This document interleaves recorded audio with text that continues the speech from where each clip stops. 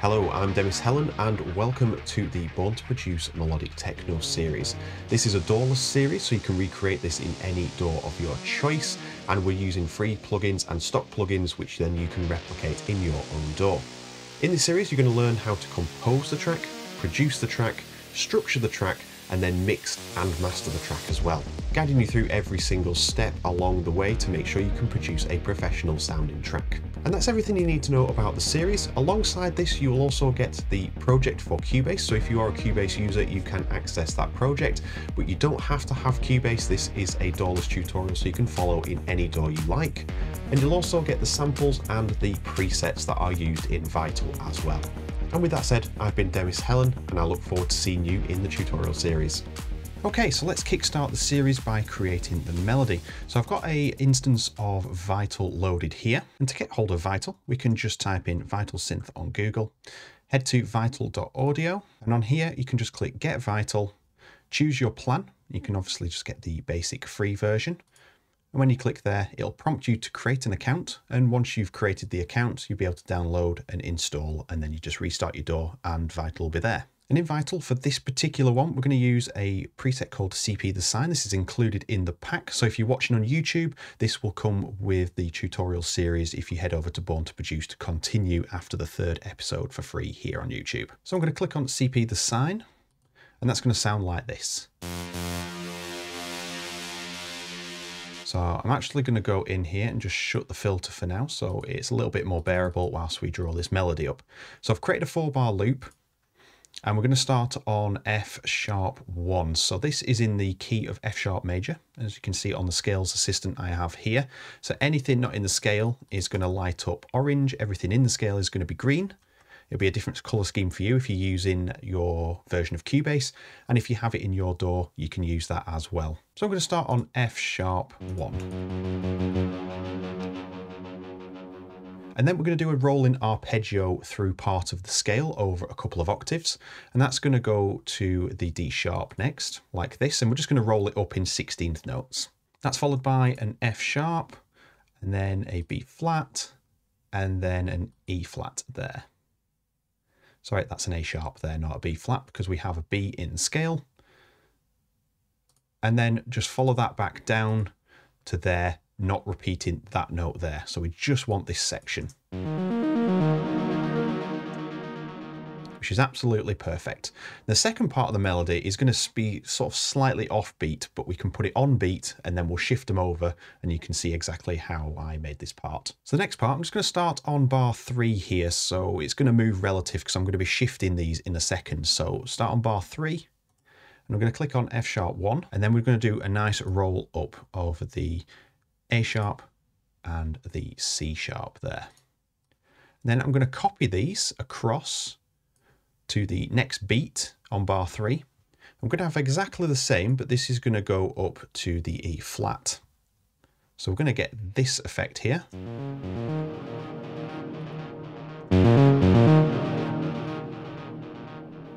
And with that done, we can select everything here. And I'm going to drag this over like so. So you can see that these melodies are now starting on the 3rd beat of the 2nd bar and the 3rd beat of the 4th bar. So it's starting halfway through the bar on each one there. And that's where the melody is going to be positioned, and that's where they're going to play. So in relative to a metronome,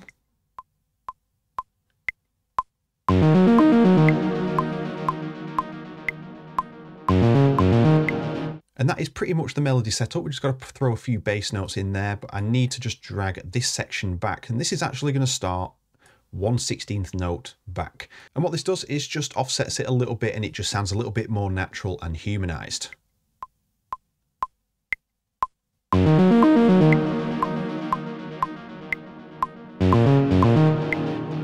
So just see that as they are on the beats without that F sharp in there, and that the F sharp is just like a little precursor to kind of give it a little bit of energy and add a little bit of groove to the melody as well. Okay, so we've got that set up, and now we can add what we are going to use as the bass. So I'm actually going to scroll down a little bit, and we're going to start on B0.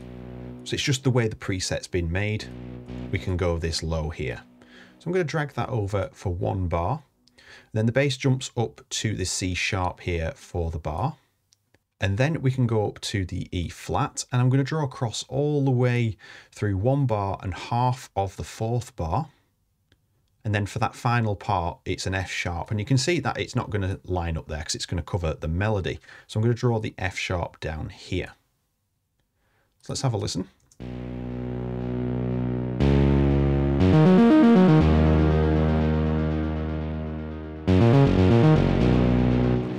So there's just one little issue, that's all correct, but this D sharp is in the wrong octave. So I'm just going to transpose that down 1 octave. And in turn, this D sharp being 1 octave lower is actually really going to invoke the emotion of this little melody that we have, because with the little that we have to work with, we've got to make sure it sounds good.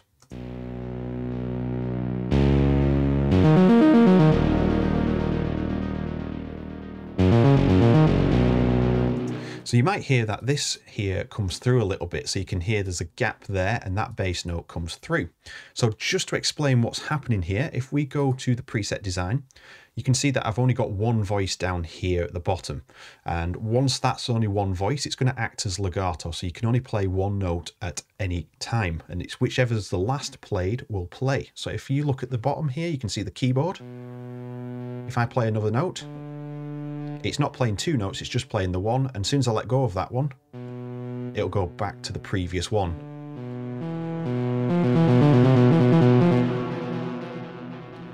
So that's all we're doing with the bass there. That is how we are making sure that the bass stays out of the way of that melody and make sure it can come through. And with that part done, it's a very short episode, but I'm just going to do a little bit of tidying up with some EQ, and then we can move on to the next part. So I'm going to use the TDR Nova EQ. And this is a visual EQ here. And to get hold of TDR Nova, we can just type in TDR Nova here on Google. And you can see tokyodome.net will appear. And once you're on this page, we can just scroll down and you can see the free download installer section here. Just click whichever operating system you're on, install, restart the door, and you will have TDR Nova in your collection. And all we're going to do at this stage is just roll out some of the lows just to keep it nice and clean. It's always good practice to make sure your lows are out of the way where they're not needed. So we're going to do a high pass, just click on HP, and I'm just going to bring this up to the point where it starts to narrow the sound, and then I can back it off. As long as you go too far, you can hear exactly what you are doing.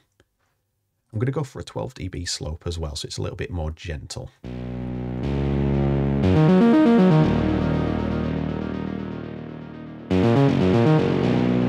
So it's just a little bit too far. So I'm happy about there. So I'm just trying to roll off some of this area down here. You can see below 50 Hertz, and that is where the kick and the bass are going to be residing. And we want them to occupy that space predominantly so that they work better together. And if we just open up the mod wheel, which is controlling our filter,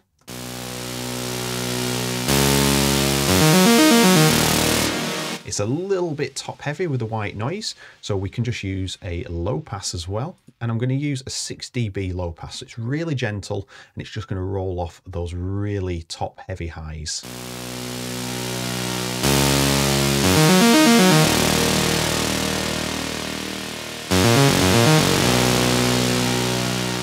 And then I'm just going to compensate this using the 4 like this.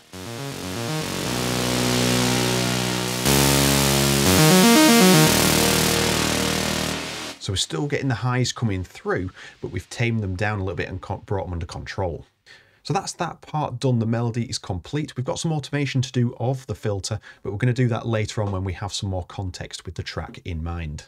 And with that said, that brings us to the end of this episode. I'll look forward to seeing you in the next one. See you there.